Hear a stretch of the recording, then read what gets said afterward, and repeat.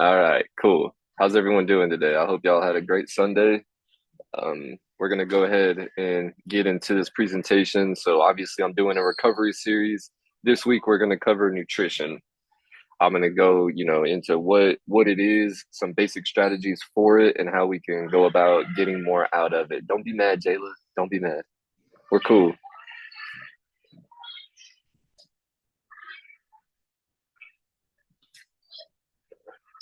So this is a little bit of a pyramid that I kind of started to create as I went through my time in strength conditioning. This one's related to recovery. So if we look at it, I kind of file everything into function force form.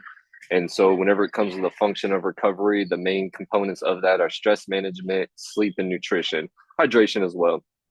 These are what are going to build the foundation so that way everything else can be maximized going forward whenever it comes to recovery. But again, if you remember from last week, rule number one is actually have enough stress to have to be able to recover from. If you don't have that part down, then forget recovery. But everyone on this call is gonna, yeah, we're gonna be in a good spot for this. So let's cover it. Nutrition. There are six main principles to nutrition, right? We have calorie balance, macronutrient amounts, hydration, nutrient timing, food composition, and supplement use. Now, I'm not going to go too far into timing because, to be honest, most of the time that's too far up the pyramid for us to even think about. For right now, let's focus on everything else like calorie balance, macronutrients, hydration, and then from there, everything else can kind of start to fall into place. So with calorie balance, essentially what calories are is calorie is a unit of measurement for energy, right? So all calories have energy in and then energy out, right? So whenever we consume food, whatever that food is, first our body has to break down that food. Whenever it breaks down that food, it actually takes calories or energy to break down that food. And then it takes that food and it converts it into energy, depending on what the macronutrient is. So obviously carbs, right, are going to get broken down into energy. Fats can, and then honestly, there's actually a process called gluconeogenesis where you can take a protein and break it down to a glucose molecule and then break that down into energy as well. It's all about energy in and energy out first. Then from there, everything else again falls into place. So what is a calorie and how do we measure it? Well, it's the amount of heat required to raise the temperature of 1 kilogram of water from 14.5 degrees Celsius to 15.5 degrees Celsius. All right, that's an easy way to do that. We have scientists that have put all types of food or water or anything, and what they do is they'll put it into like it's like a little machine that holds it, and then they set it on fire and however long it burns for, it like they calculate just how much calories that food contains. Because again, calories is a unit of energy and heat is a unit of energy. So whenever we think about three states of calorie balance, we think of a caloric deficit, which means that you are intaking less calories than what is being used. You have a caloric surplus where you're intaking more than what's being used, and then a caloric equality, which is where you're even both ways. Calories in, calories out, they're even.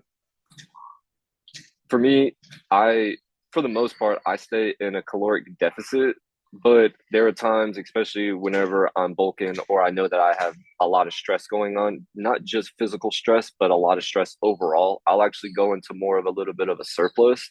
So that way I know that I'm regenerating in a way that's good for me.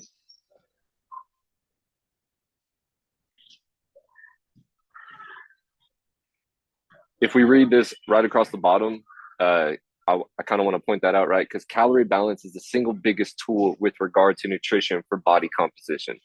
It really is, y'all. I mean, you can sit there and not train. I'm not advocating for this, but I am saying that you can sit there and you cannot train. And if you're in a caloric surplus, you're going to stay roughly in all right shape.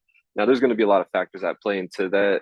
Obviously your metabolism and things of that nature. How's your thyroid function? But for the most part, a good rule of thumb is, if you stay just a little bit lower in calories, you're going to be in a good spot body composition wise.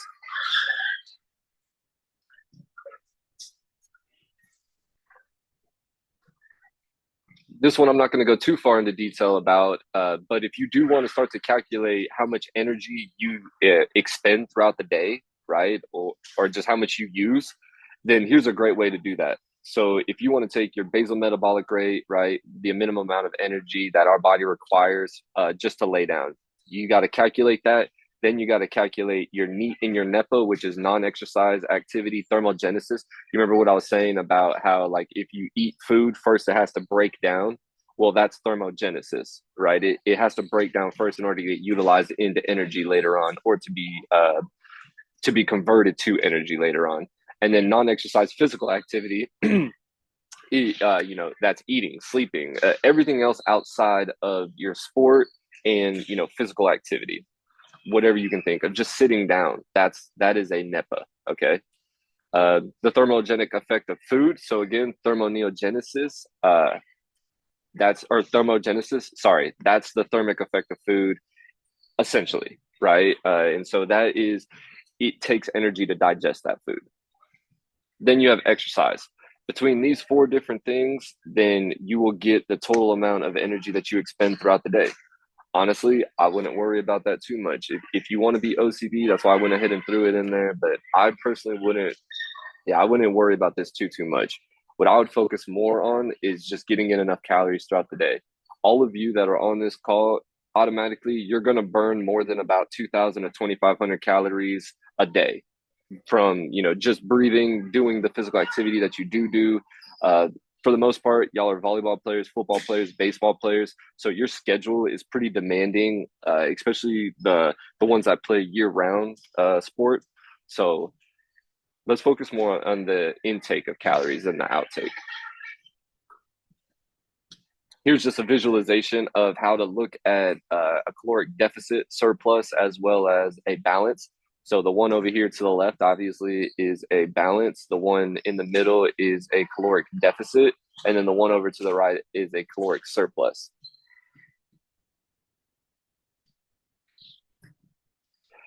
Nutrient facts, right? So if you want to learn how to read one of these, which I'm hoping everybody that's on this call knows how to, but I always put this in there just to kind of cover some rough basis, right? So whenever you look at your total fats, the total fats get broken down into four different categories. You want to stick to more mono unsaturated fats above all else. Saturated fats have a lot of great qualities though, and poly do as well, but stick more to mono above all else. You always want to take a look at the total carbohydrates. And then usually if we look over here, no, none of these labels do. But if you notice under total carbohydrates, a lot of the times it'll have a label saying total added sugar. That's also something you want to take a look at because sugars aren't always bad. Sugars are actually really good for us in a lot of ways. It's our main source of energy. It's more of how much refined sugars, added sugars, all the above that's being thrown into the mix that are what matter the most. We obviously don't want to eat a whole lot of carbs all the time, especially not worse versions or worse choices for those carbs, but carbs are good for us. I know that whenever I have a lot of high intensity activity all the time, those carbs really come into play a good amount. Then from there, you also want to take a look at the proteins, right? So, and whenever it comes to protein, are you getting 25 grams per serving? Because up here, if you notice, it'll always have a serving size and then the servings per container. Well, sometimes that serving size will be like 2 ounces and the servings per container will be 4. But people think that they're getting, 150 calories, 6 grams of fat, 24 grams of protein in that one serving, right? Or for the entire meal that they're having, when in actuality, it's not that way. Really, they're having, the full 8 ounces. And so they're getting 48 grams of protein, not 24. It's the same thing with calories. So you always got to take into account how many servings are in that container or what the nutrient facts is actually being told.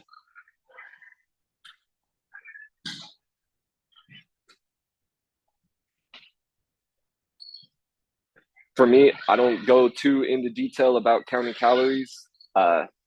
This is why, because we all have problems with counting calories. We don't actually know, again, like I said, how we heat things up and whatnot and how we calculate the calories. it's a basic way of doing it, right? We generalize it in a lot of ways. So we don't know the soil that the food was grown in. We don't know, how what temperature the food is being heated up to. We don't know the actual size of what's being handed out, right? Depending on what soil the food is grown in, it can have much higher nutrient content. It can have much lower nutrient content. That goes for calories as well.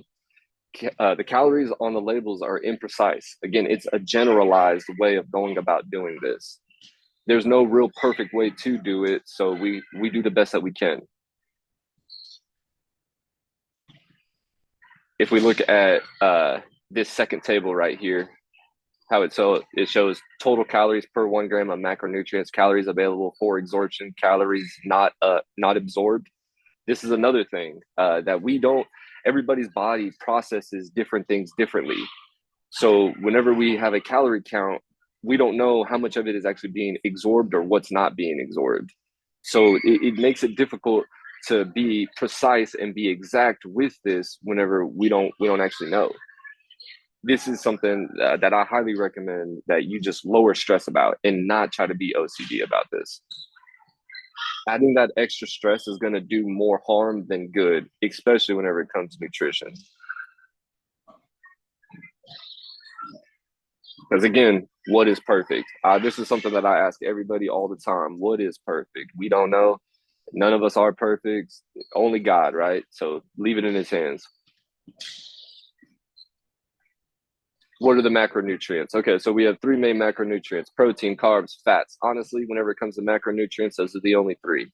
I think they're trying to throw in alcohols in here now, especially because now we're starting to do a lot of sucralose and sugar alcohol. Whatever, I don't really care. But these are the three that I focus on right here: protein, carbs, fats.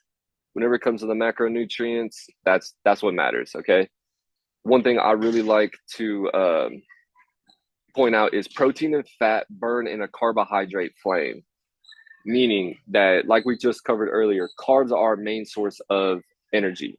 So if we don't have enough energy to burn those protein and fats into what it needs to be taken into account, right? Fat's really good for hormonal regulation. Protein's really good for building back the muscle, as well as all types of processes through the blood. Those, if we don't have the energy to make that happen, then those two things aren't going to be efficiently transferred in a way that we want. Now, I understand that y'all have heard about ketogenic and all this stuff, and don't get me wrong, keto has some good merit to it.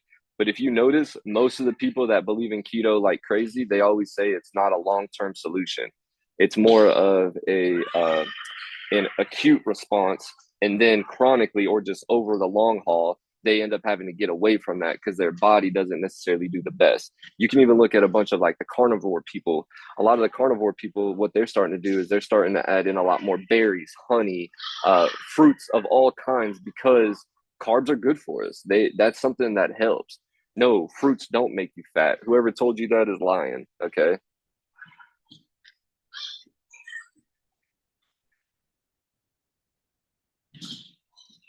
Right here, highlighted in blue, how it says focus on calorie balance and macros. This makes up 80% of dieting. It's true. That's the foundation. So if we focus heavily on this portion right here, the protein, carbs, fats, as well as calories, for the most part, micronutrients and things of that nature, phytonutrients, are like the bacteria on lettuce and whatnot. Those will start to take care of itself for the most part. Then you got to start to dial in more and more. What I mean by that.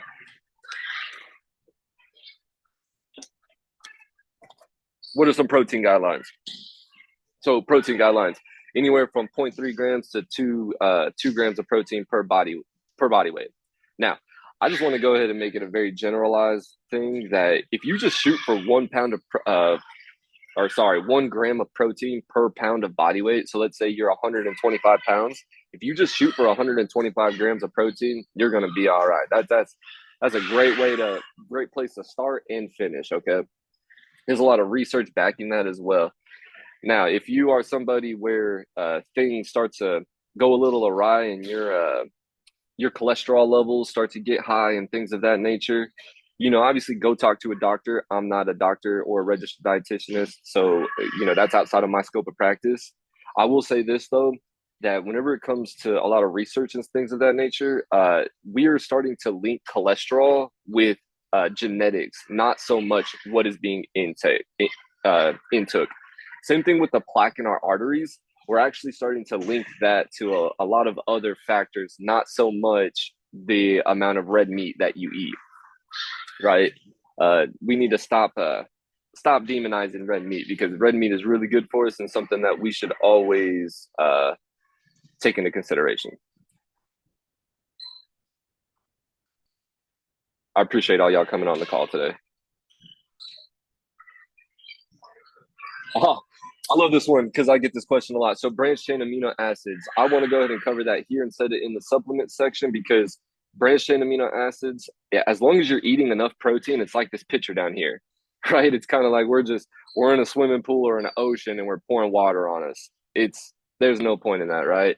Don't worry about BCAAs or eat essential amino acids or anything like that. Honestly, just eat enough protein throughout the day. And then whenever it comes to the amount of protein that you eat throughout the day, it doesn't matter about timing, right? We have learned that over the course of time that it's more about just intaking the total amount of protein daily than timing when you intake that protein. So a big myth is that you have to take protein right after you get done working out. No, protein actually isn't the most important thing after you get done working out. Carbs are.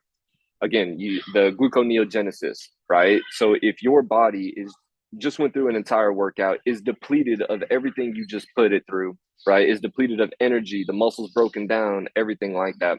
And then you go and you drink protein instead of carbs, gluconeogenesis. Your body's going to break down that protein and it's going to turn it into carbs.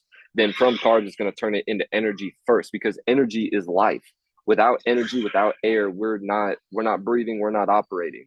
So our bodies don't really care about building the muscle back until we have enough energy to do that.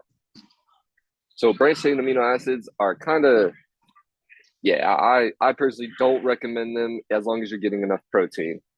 I'm not going to go too much into the mTOR complex one. Essentially, it's just the way that the body signals the muscle to grow. All right. What branched chain amino acids do is it's kind of like a direct link to that mTOR complex to allow the muscle to grow back. It signals it to, hey, we got to grow back. But you get that if you just eat enough protein throughout the day. Here's some good generalizations. If you don't know how much protein is in certain meats and things of that nature, so chicken breast, right, 6 ounce, you got about 36 grams. Canned tuna, 33 grams. Flank steak, 6 ounces, you have about 36 grams of protein. This egg, so the eggs, that's spot on. In my research, about 6.3 grams of protein per egg is very close. Whenever it comes to egg whites versus just regular eggs, I personally don't recommend egg whites. I like just regular eggs. That's where all the nutrients are, is in that yolk, as well as the healthy fats.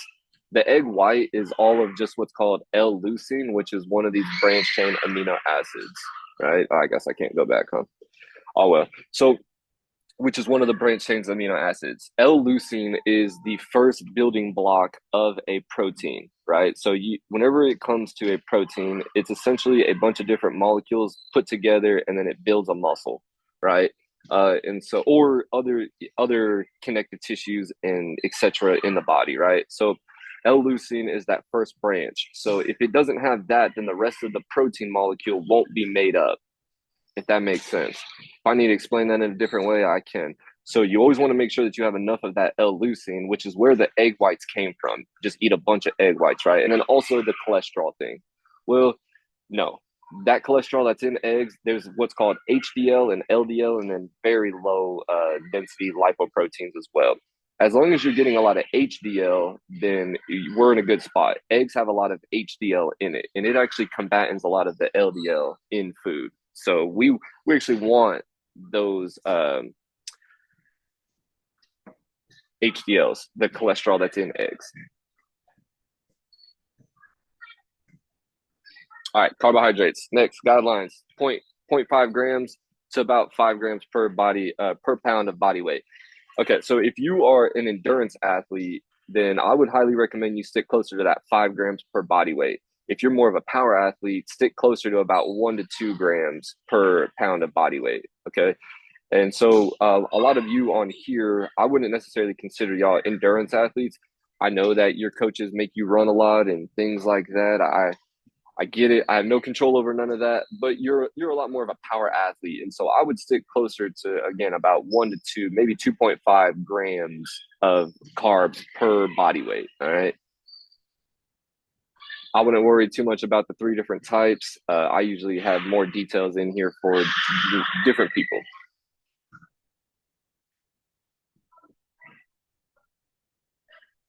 Benefits of carbs. If you look at a carb, so this is something I actually, whenever it clicked in my head, it kind of just made a lot of sense. If you look at the molecular makeup of a carb, it is C6H12O2, right? And so if we look at what water is, it is H2O. And so essentially all a carbohydrate is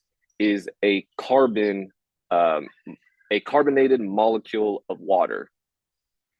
Isn't that wild, right? That's yeah, no, it kind of took me away as well, right? Because we actually get hydrated from eating carbs. There's a so if you ever go to the doctor because you're dehydrated or anything, they give you a saline solution. That saline solution has carbs in it because it hydrates you better than just regular water. There's a reason they tell you to drink Sprite when you're sick, not just water, right? It's because these things actually, as long as you're not diabetic, these will actually hydrate you better. And so I know that if you come and train with me, whoever does that on this call, I keep electrolytes over here, I keep carbs over here, all types of stuff. It's because I want to make sure that you understand, hey, your energy levels are getting low, you're getting dehydrated in a lot of ways, and these are things that'll combat in that in the moment. So that way you can take those strategies and use them whenever you're off in tournaments and things like that. It's a big thing, especially at tournaments. So I want to cover that because carbs are going to be obviously you want to get protein throughout your tournament and everything like that, but carbs are going to be the number one thing throughout your tournament that's going to keep you going. All right. Don't worry about all this extra stuff and whatnot for right now. Eat a lot of carbs, especially on tournament days. Okay. The day before a tournament, eat a lot of carbs, pasta, rice, things of that nature, because that's going to help uh, keep you fresher longer whenever you're doing your tournaments. I understand that it's a very busy schedule also, and so just keep your carbs on deck. Okay.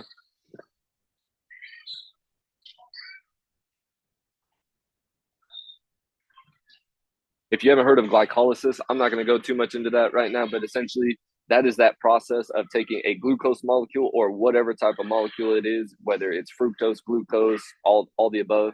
It takes it and it turns it into a glucose molecule. From that glucose molecule, then it puts it through a bunch of processes and it transports it into what's called pyruvates. Then from the pyruvate, you go from that initial step of the glycolysis into what's called the Krebs cycle. From the Krebs cycle, that same molecule, the pyruvate now goes through a bunch of different processes, and then it gets broken down into what's called ATP.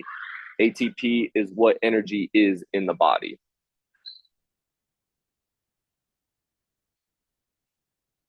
Let's talk a little bit about fats. Again, so mono unsaturated fats are the most important one.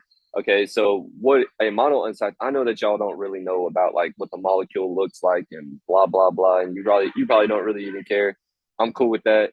Just know that we want to stick with the mono unsaturated ones because it'll actually absorb a lot of of the crap that comes from some of the other fats.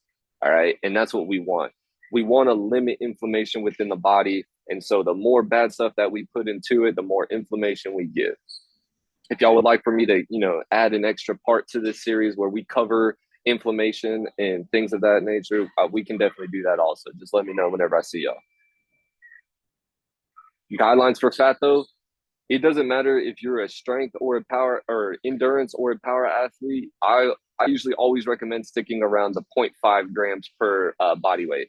A lot of that is actually to make up for calories, especially if you eat healthy all the time. Getting enough calories throughout the day is actually very hard, especially if you're someone like me where I'm supposed to be getting close to 4,000 to 4,500 calories per day. It's extremely difficult to get that with eating fresh, healthy foods all the time. So I start to add in a lot of extra fats. I will go and eat some junk food. Same thing with fast food. I don't want to recommend that too much, but if you're somebody who has difficulty getting enough calories in throughout the day, especially if you're having to get a lot of calories, 4,000, 5,000 calories, then yeah, it's going to be extremely difficult to eat healthy all the time.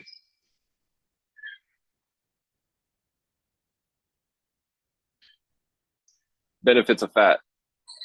So it provides raw material for hormone production. That's probably the biggest one for me. And that's why I tell everybody to make sure they're getting fats in. Some people try to, cut back on the fats and things of that nature. No, eat the fats. You want fats.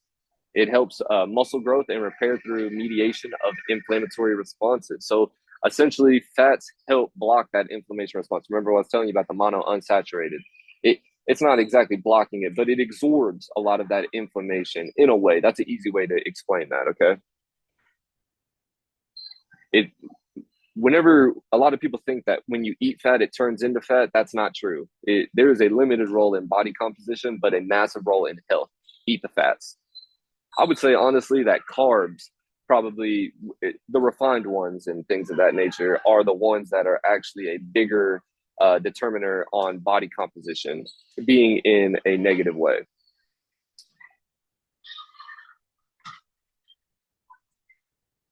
Here's some great overall guidelines. If you wanted to screenshot this or you want me to send you this is going to be a very easy way to go about doing this stuff. If you want best health, these are the guidelines: endurance sports, right? Team sports, strength, weight loss, weight gain. Depending on what category you're in, this is going to do you justice. If you want to calculate your own stuff out, this is actually guidelines made by Gatorade. It's a very simple way to go about doing it, and it's pretty spot on. So I highly recommend that this is another way to go about calculating your stuff.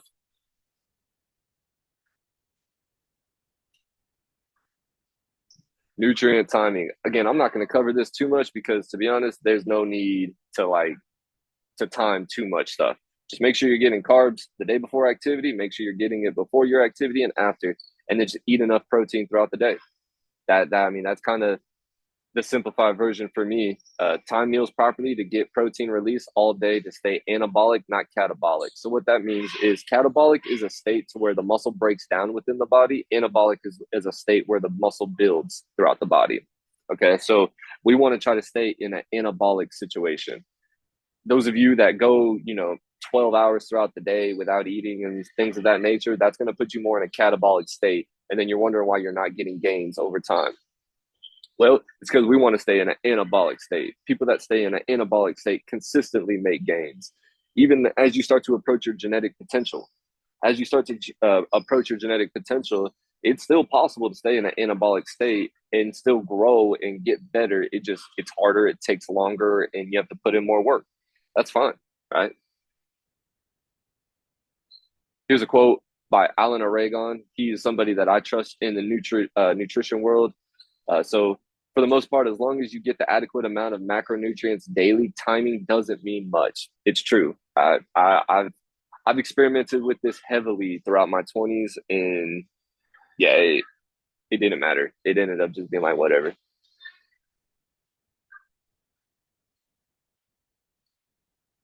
Nutrient timing has six distinct things, right? So again, I don't really care about meal spacing too much, but now the number of meals, the meal size, the meal composition, the macros within that meal, and then the timing around activity are all going to play into uh, if you're in that anabolic state or that catabolic state.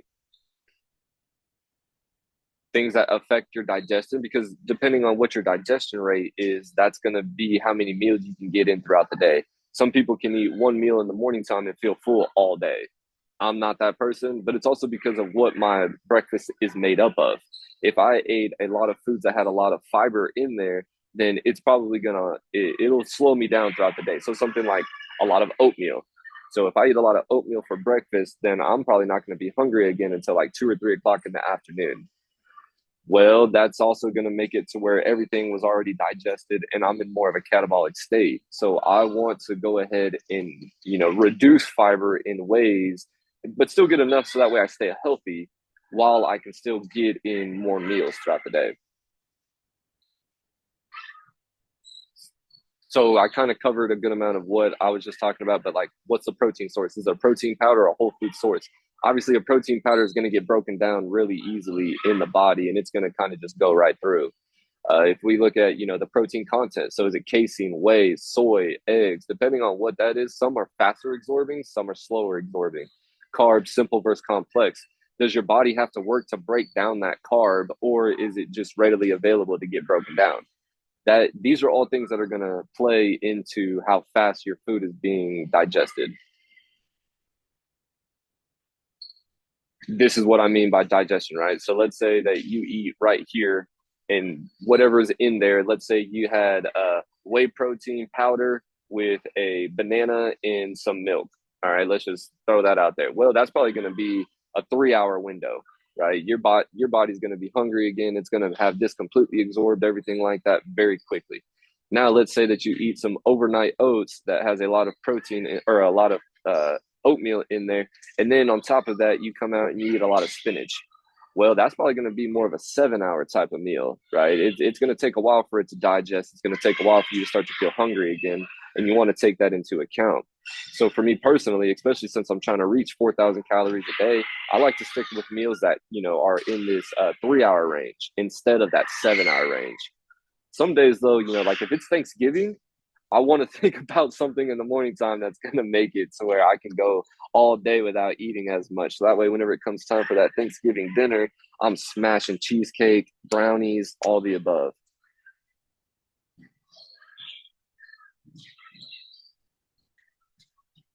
This is kind of another way to look at it, right? The little meals are gonna, you're gonna break it down, and then you're going to have to redo it, right? If you have a big meal, that's again more of that 7 hour type of situation, along with composition, then you're probably going to only have this happening, right? So you can either have the smaller meals 8 times throughout the day, bigger meals 4 times throughout the day. And this is just a visualization, right? Like you can break that down to 3 meals, 6 meals, however you want to do it.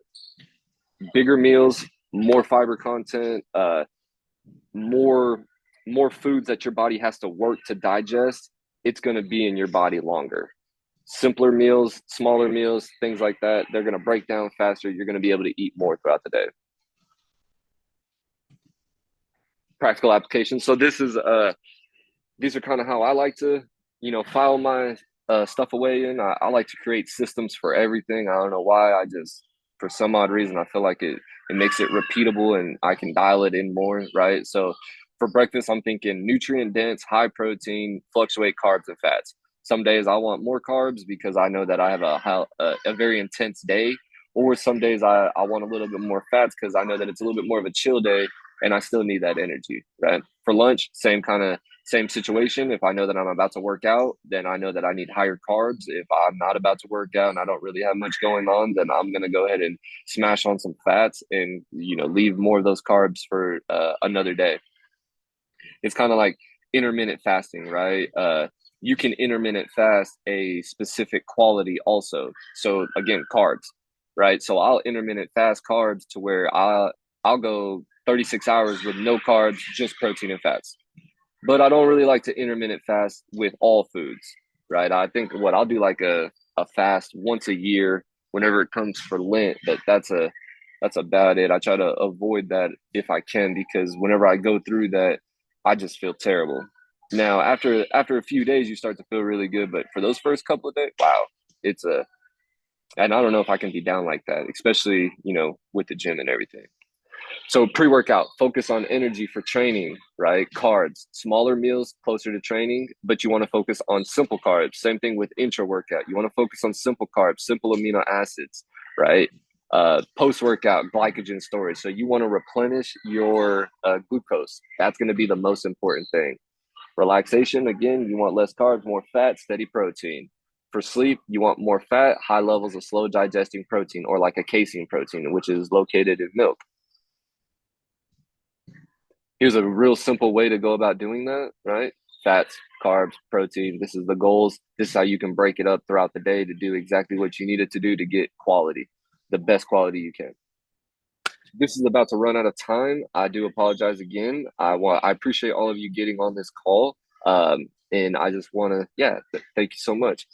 I'm going to continue going on here, but just know that, yeah, it's about to run out of time. Here's some simple breakfast ideas. Fruit and protein smoothie, right? Yogurt and granola, hard boiled eggs, and some fruit. Here's some lunch ideas. So for me, especially whenever I'm in a rush, a Chipotle